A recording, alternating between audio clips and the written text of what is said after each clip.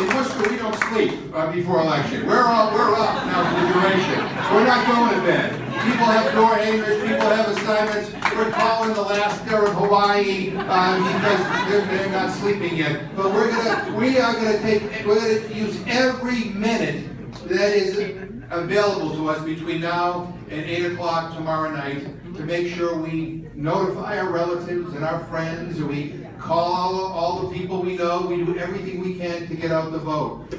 Elections do matter, and this election matters than most others. This is probably the most important election in our lifetime. The Supreme Court is at stake. So much is at stake. We cannot go backwards. We need to build on the legacy of President Obama, and we will do that with Hillary Clinton. You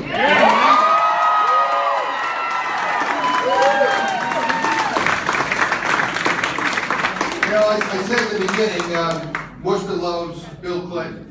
And you have been here for us during some very difficult times, and we will never forget it. But when you were president, this city benefited greatly. And all the people in this room remember the opportunities that were available. And we will never, ever forget it. And so, ladies and gentlemen, it is with great pride and it's a distinct honor to introduce one of my dear friends, and I think one of the greatest presidents we've ever had.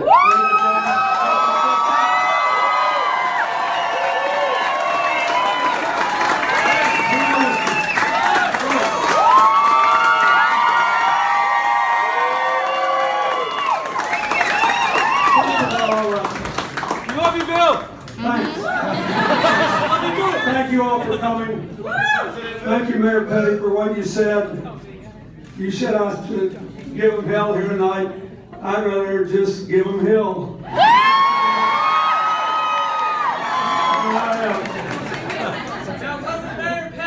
I love Jim McGovern. And I love Worcester. You have been so good to me and to Hillary. When she ran for president before, you gave her an overwhelming victory here. And then, when she became President Obama's Secretary of State and they began to work together, you stood up for the proposition that we could come back from what was very nearly a total depression and do it in a way that advanced social justice, that was fair to people, that increased the circle of freedom and opportunity. And now, the reason this election is so important, apart from the Supreme Court, I'll say more about that in a minute, was captured on bookends by President Obama's last State of the Union speech and that amazing Republican debate we saw the other day. What do I mean by that? Okay, so in the State of the Union speech, you remember what the president said? He said, "We have problems, but you should be optimistic. You should be optimistic because we are in the best shape of any big country. Oh, yeah. We have 14 million new jobs in the last 5 years. That's the most we've had since that other Democrat was president. We have more than 90% of our people nationwide with health insurance for the first time in our history. We have the best system of universities in the world. We have the most productive workers in the world. We can bring manufacturing back to America for the first time because labor is not nearly as important as the cost of energy and materials and transportation. We can win the manufacturing race to the future again. We can do all these great things. And all we have to do is to embrace change, not turn away from it. Now, Massachusetts is Exhibit A for that. Because of your great network of colleges and universities, because of your innovation economy, because of your youth and diversity, look around this room. Because of all that. Look at this place, this great place. This used to be a mill. You can change and make it work. What led to that screaming match at the Republican debate? Well, first, all they know how to do is blame and try to get us back to trickle-down economics and restrict voting rights. I mean, that's bad. But They don't have anything to say, but they know there are a bunch of people that are mad they're trying to gather up. Why? Because the president painted this beautiful picture of the future. And there's still too many of our people who look up at that picture and they can't find themselves in the picture to save their lives. Hillary is running for president to put every single America in the picture of the future of the president.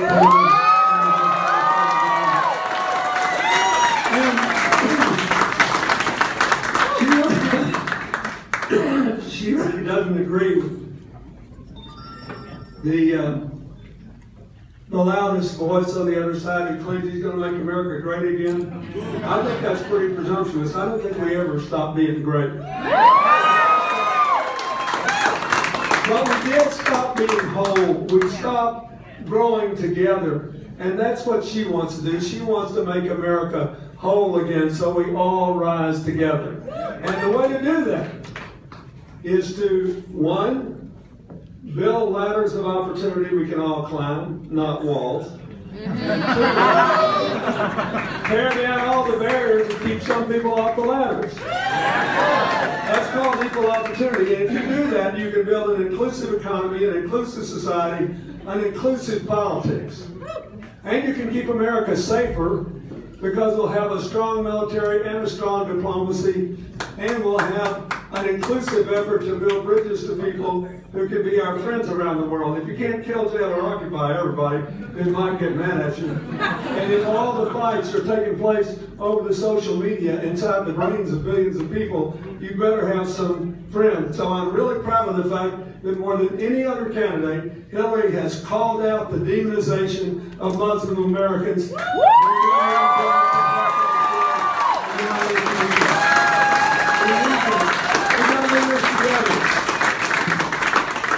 Look, there's so much we can do. She wants to put up 500 million solar panels in the next 4 years. In 8 years, she wants every one of us to be in homes that are powered 100% with clean energy. You can't move those jobs overseas, they're ours. They'll create millions of jobs, it'll be our energy, we'll be fighting climate change, and we'll be free. Free to build our future. She wants us to put a lot of money into modernizing our infrastructure. Look, everybody with a conscience has been sickened by what we've seen in Flint, Michigan. Yes. But what I want all of you to know is, it is far from the only place in America, far from the only place in America where there are children with elevated lead levels in their bodies because we have not modernized our infrastructure. We got all these old rusty pipes carrying stuff they shouldn't be carrying, and they're exposing our children to dangers. We can create a ton of jobs and give our children a clean future if we have the right kind of infrastructure commitment, and she is determined to do it. That is what we ought to do. We can create all these jobs. She wants to make sure Wall Street never crashes Main Street again, but the bill we have now, the Dodd-Frank bill, co-sponsored by Barney Frank of Massachusetts. It's way better than anything we had 50 years before that. Way better. The only thing we got to do is extend it to all these non-banks that are taking the same kind of risk. The billionaires and the hedge fund managers. The people that are taking over little drug companies and jacking up the price of life-saving drugs by 1,300%. Those people ought to be put out of business. And anybody that's taking risk with our future should not be able to get away with doing it just because they're not in a bank. So she wants to fix that. But she also wants to fix the other problem, which is whenever we make a mistake, we tend to overcorrect. And there are too many places where we are regulating community bank loans that were never intended to be regulated. And when I was president, with the largest small business formation, the largest minority business creation, the largest woman-owned business creation in the country's history, what did we do? Well, we doubled the number of small business loans in the whole 40-year history of the SBA to minority-owned businesses. We dramatically increased the number of loans to women. But the real kicker was we enforced the law that none of you have ever heard of, probably, called the Community Reinvestment Act, that had never been enforced. And 90% of the loans made to small businesses and neighborhood people under that law in its long history were made when I was president. $800 billion. We need to get the capital fund to small businesses and real estate.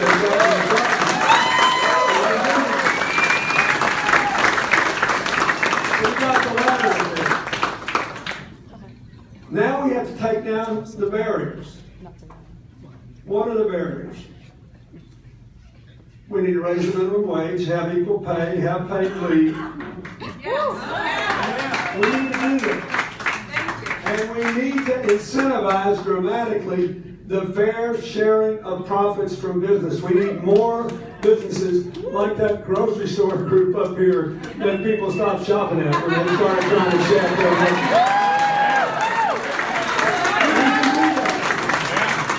Guess what? Over any 10-year period, companies that fairly share their profits with their employees and the communities of which they're a part actually make more money.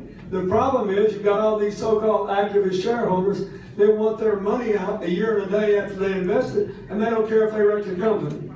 We've got to stop that too. But if we do these things together, we can make a huge difference. Then there are other barriers. There's the cost of college.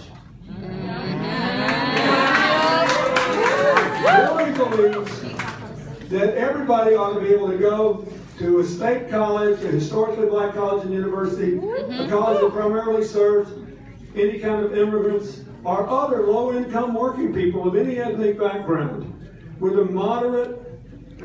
moderate tuition bill. They all ought to be able to get out of college debt-free. No debt free. Now, paying the tuition the people who need it, giving the ones who need more, giving everybody the chance to work 10 hours a week in a work-study program, and not paying for the tuition of people in high-income groups. You should raise taxes on people in high-income groups, and that's fine, but if you're going to raise taxes on me, I want you to put it into putting people to work in good, decent jobs.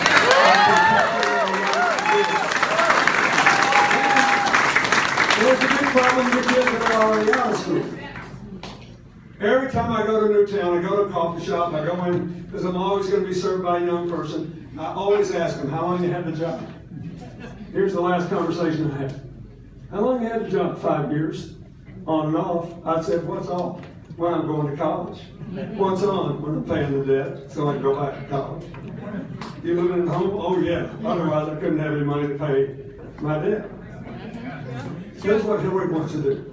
First of all, college loans are the only loans in America you can't refinance at lower interest rates. I met a woman when I left on this trip.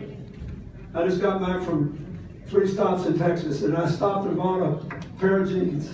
I know this lady, and I knew she had a son that just graduated from college, and I said, how's your son doing? She said he did great, and he's trying to find a job. I think he'll find one. I said, has he got any student debt? She said, yeah. What's the interest rate? 9%. I said, you still got a home mortgage? Yes. Did you refinance it when it was low? Yeah. What's your interest rate? Under 4. Oh, wow. If you allow refinancing of college loans, tomorrow, 25 million Americans would save an average of $2,000 just refinancing their loans.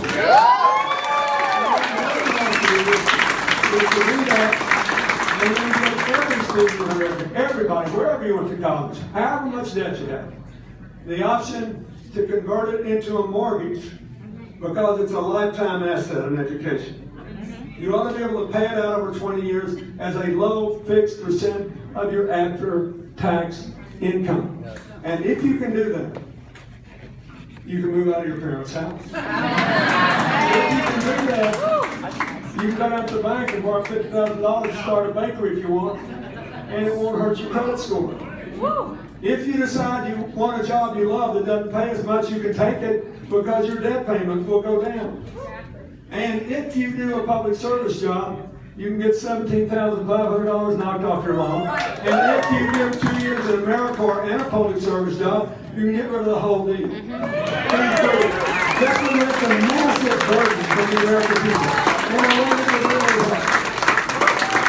But look at the other barriers. We need prison reform. We got the highest percentage of people in prison in the world. And we need to let a lot of these young, nonviolent offenders go.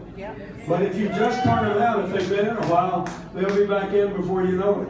So Hillary says we got to set aside $5 billion to give them education and training and to make sure that they're not going to be etched by having to check a box that say I've been in prison. Give them a chance to start again and not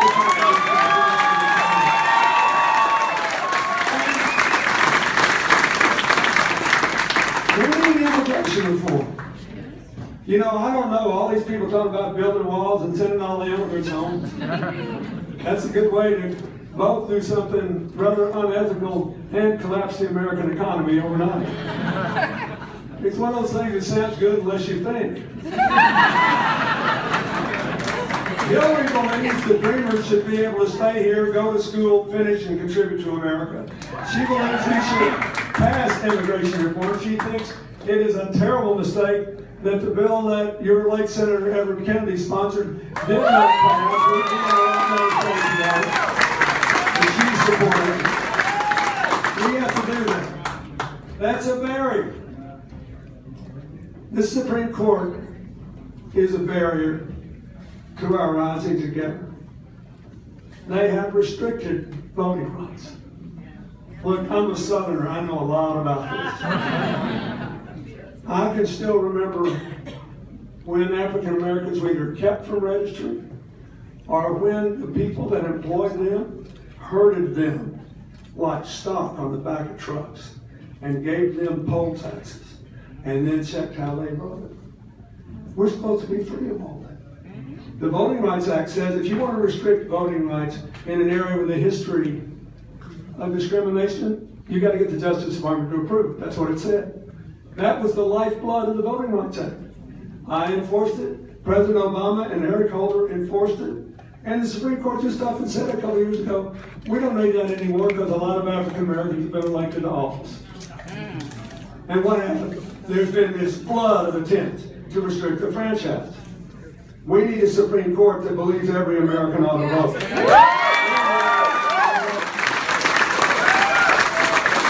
need a Supreme Court that will revisit the Citizens United decision. I used to teach constitutional law. I wish I'd have been great the person that wrote that opinion. It said, First Amendment gives you the right to freedom of speech. The money in your pocket is part of your speech. Therefore, the billionaire and the minimum wage worker each have an equal right to spend as much as they want on politics. You couldn't make some of this. We got to stop that. We have to take down the barriers of people trying to break unions who are making decisions to give people good pay. We need to recognize that in spite of all the advances in LGBT rights, you can get married to somebody you love on Saturday and be fired on Monday because we still don't have job protection, and that's not open.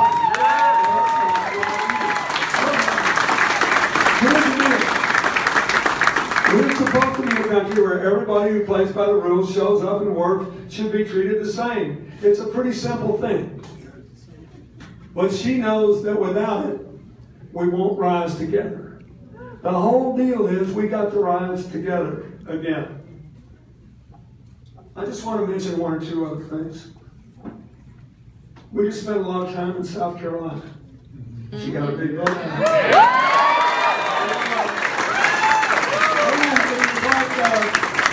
Our homecoming, because we spent so much time there over the last 30 years.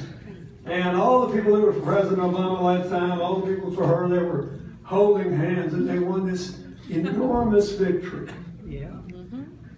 They won it because they want to see the spirit that they created after those 9 people were murdered in that church in Charleston by that deeply disturbed young man. And then the congregation, by the power of their faith, forgave him. And it so shook the legislature in South Carolina that even the Republicans were moved.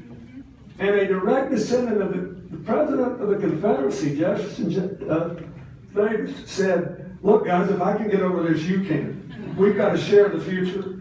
Take the flag down and get rid of it. It was a beautiful thing. But we can't have people killed in order to do something decent every day. Absolutely not. We have got to keep pushing until we get universal background checks for people.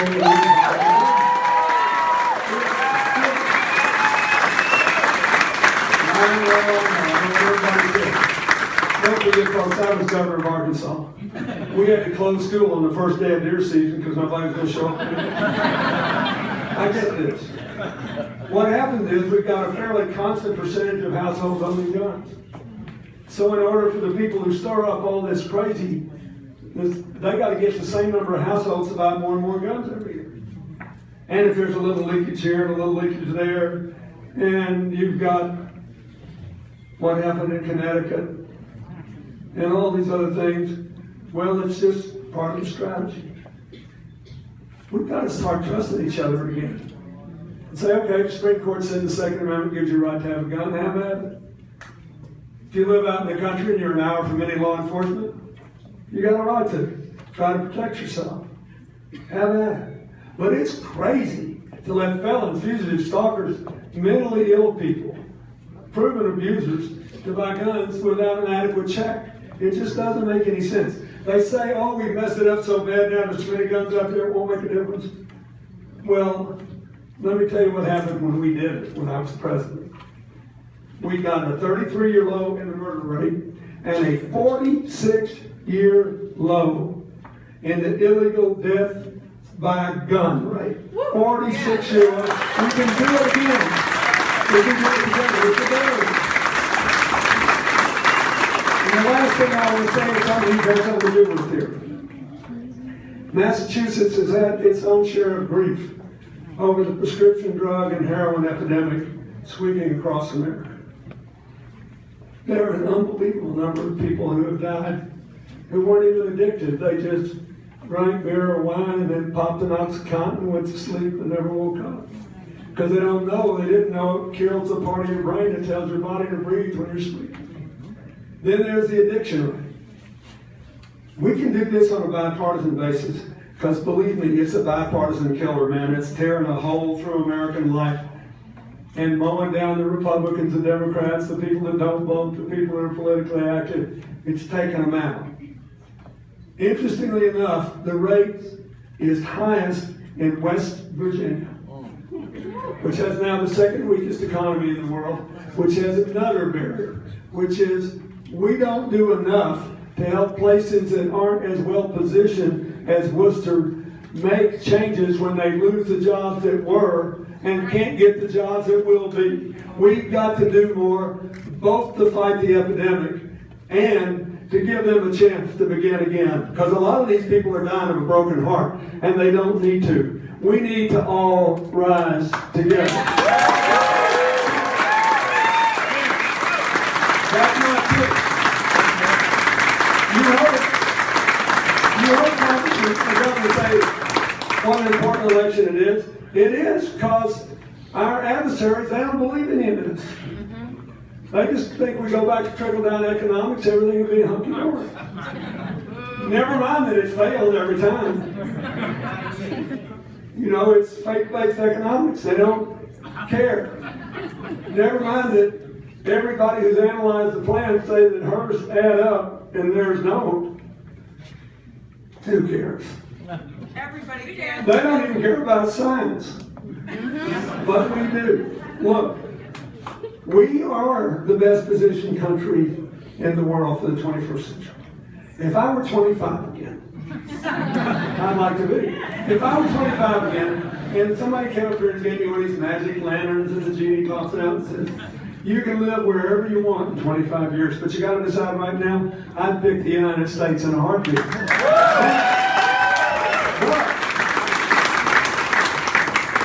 It'll only be the way we want it if we can all rise together.